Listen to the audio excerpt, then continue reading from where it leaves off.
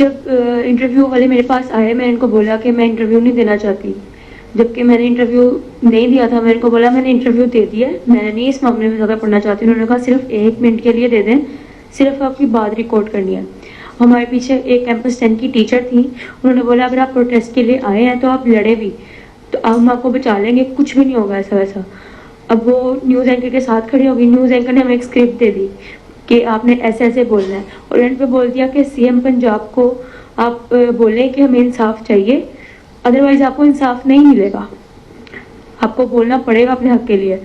ہم نے ان کی باتوں میں آ کے میں نے بولا، میرے ساتھ جو لڑکی جس نے مجھے واقعہ بتایا سارا، وہ تو اس کو بولنے میں تھوڑا ایشو تھا، اس کی زبان تھوڑی سی نا اٹکتی تھی. تو مجھے مس نے بولا کہ آپ بولو، کلیئر بولو گی، آپ بولتے ہو زیادہ صحیح ہو جائے گا معاملہ نا. مس کے ڈر سے میں نے بول دیا کہ مس ہمارے ساتھ ہیں تو کوئی مسئلہ نہیں ہوگا. اینکر نے بھی سارا کہا کہ ایسے ایسے بول رہے ہیں، اور جب میں نے اسے بولا کہ میں کیمپس 10 کی اسٹوڈنٹ نہیں ہوں، کیمپس 2 کی ہوں، اس نے کٹ کر کے لگا دیا کہ کیمپس 10 کی اسٹوڈنٹ ہے، اور متاثرہ کہ آئی وٹنس ہے، اس نے دیکھا ہے. میں نے جبکہ ویڈیو میں بولا کہ بچوں نے آوازیں سنی، میں نے ایسا کچھ بولا نہیں کہ میں نے سنی یا میں ادھر موجود تھی. جو آئی وٹنس تھی بچی، اس نے اپنا بولا بھی ہے کہ میں آئی وٹنس ہوں، اور اس کی ویڈیو اتنی زیادہ وائرل نہیں ہوئی، میری ویڈیو زیادہ وائرل کر دی انہوں نے. آئی وٹنس کوئی تھا ہی نہیں کیونکہ ایسا واقعہ ہوا ہی نہیں.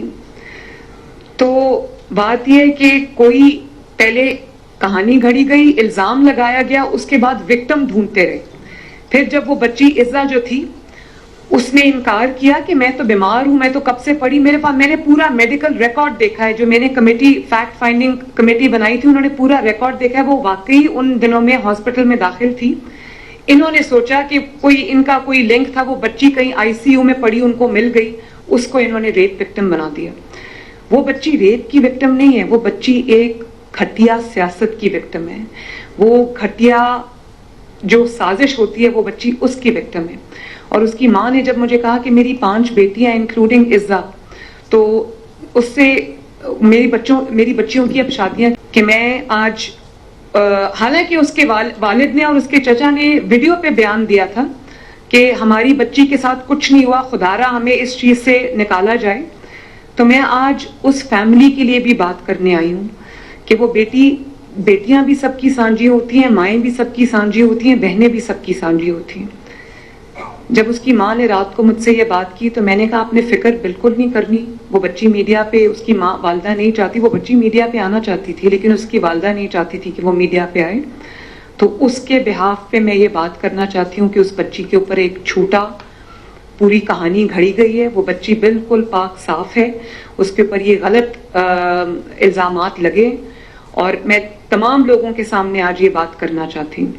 اور اس کے بعد جو سوشل میڈیا پہ طوفان اٹھایا گیا، ایک بچہ تھا، لڑکا ہے، اس کی ویڈیو تھی جس کو 3.5 ملین ویوز ملے، اور اس نے کہا کہ وہ بچی جس کے ساتھ ریپ ہوا تھا وہ بچی وفات پا گئی ہے.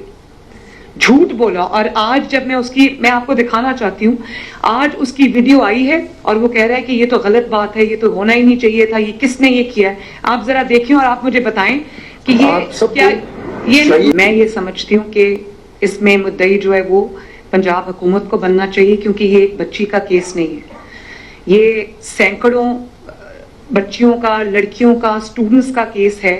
یہ ایک خاندان کی عزت کا کیس ہے، اور یہ ایک ایسی بات ہے جس میں سوشل میڈیا پہ آپ کوئی بھی چنگاری لگا دیں، آگ بھڑکنے میں دیر نہیں لگتی. اس لیے میں سمجھتی ہوں کہ پنجاب حکومت کو اس کا مدعی ہونا چاہیے، اور جو انوالوڈ ہے، ایف آئی اے کو اپلیکیشن دے دی گئی ہے، جو انوالوڈ ہے اس کو، چاہے اس کا تعلق میڈیا سے ہو یا اس کا تعلق پی ٹی آئی سے ہو یا اس کا تعلق جو ہے وہ کاف لیگ، جو چودھری پرویز الہی صاحب کی کاف لیگ ہے، ان کی بھی فیملی اس میں بہت ایکٹیو ہے. جس سے اس کا تعلق ہو اس کو فوراً جو ہے اس کو پکڑا جائے، کریک ڈاؤن کیا جائے، اور جو لوگ اس میں انوالوڈ ہیں ان کو سامنے لایا جائے. اب یہ آپ میرے لیفٹ سائڈ پہ پی ٹی آئی کی ایک خاتون رہنما ہے زرتاج گل صاحبہ، یہ ان کی بہن ہیں جو لاہور کالج ویمنز یونیورسٹی اس میں پروفیسر ہیں، اور ان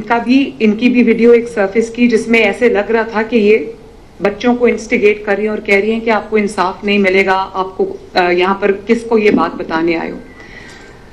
ये मेरे एक ऐसे मुखालिफ की जमात है, अगर मैं अपनी मुखालिफत की बात करूं, पॉलिटिक्स की बात करूं, कि उनकी कई बातों का मैं आंखें बंद करके इसलिए भी यकीन कर लेती हूं क्योंकि उनकी सियासत ही यही है। लेकिन मैंने फिर भी, क्योंकि अब मैं एक सियासी रहनुमा नहीं हूं, मैं एक चीफ एग्जीक्यूटिव हूं जिसके सूबे के अंदर तमाम जमातों के लोग रहते हैं, बसते हैं, तमाम तरह के, तमाम ख्यालात के, डिफरेंट फिलॉसफीज के लोग रहते हैं। मैं उन सब की वजीर आला हूँ। मैंने इनको बुला के खुद सुना इसलिए कि इनको भी मौका देना चाहिए कि अपनी वजाहत करें, और ये ना हो कि मेरी तरफ से, मेरी टीम की तरफ से किसी से नाइंसाफी हो। जब मैंने इनसे बात की तो इन्होंने मुझे ये बताया, और फिर मैंने वीडियो को कोलैबोरेट किया, इन्होंने मुझे ये बताया कि बच्चे आए, मुश्तिल होकर आए, और उन्होंने, जब मैंने उनसे पूछा कि इशू क्या है, तो उनको इशू का नहीं पता था। तो इन्होंने कहा कि मैंने उनसे कहा कि आप किस चीज पे इंसाफ मांग रहे हैं, इशू तो बताएं। तो बच्चों को इशू नहीं पता था। इनके ख्याल में, इनके भी ख्याल में, and I appreciate her for that, इनके भी ख्याल में बच्चों को कहीं से इंस्टिगेट किया गया है, उनको इंसाइट किया गया है, ये खुद। और मैंने इनसे कहा कि आज आप ये बात रखें, इनको हटा दिया गया। ये वहां पर हैरेसमेंट कमेटी की चेयर थी, इनको, क्योंकि इनके खिलाफ एक इन्वेस्टिगेशन चल रही थी, तो इनको कहा गया कि आप स्टेप डाउन करें। मैं आज जो इन्वेस्टिगेशन कंप्लीट होती है, जैसे ये कह रही हैं, अगर ये नहीं है उसमें इन्वॉल्व, तो इनको दोबारा से हमें रीइंस्टेट करना चाहिए। कोई किसी का बहन हो, भाई हो, रिश्तेदार हो, वो अपने किए का खुद रिस्पॉन्सिबल